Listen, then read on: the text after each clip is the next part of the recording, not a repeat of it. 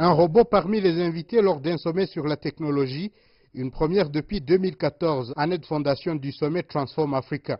Ce robot humanoïde qui a fait couler beaucoup d'encre dans la presse locale s'appelle Sophia. Après un bonjour en français à l'accent britannique et quelques mots en Kinyarwanda, la langue nationale du Rwanda, le robot d'origine hongkongaise donne son point de vue sur la technologie en Afrique.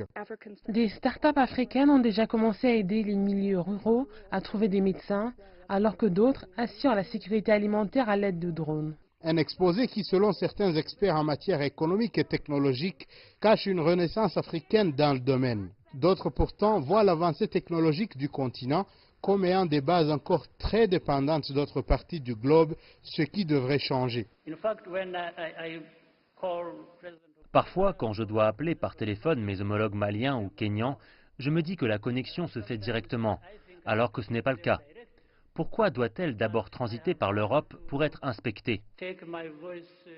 Commencer avec de moyens projets technologiques est le point d'orgue des penseurs du continent, étant donné qu'il est le plus reculé dans le domaine.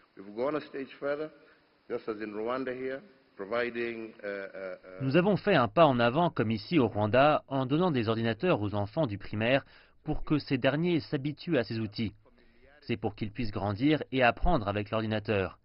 Ce sont en tout cas des initiatives que nous avons lancées chez nous au Kenya pour que la population puisse s'adapter à cette quatrième révolution qui est déjà en marche.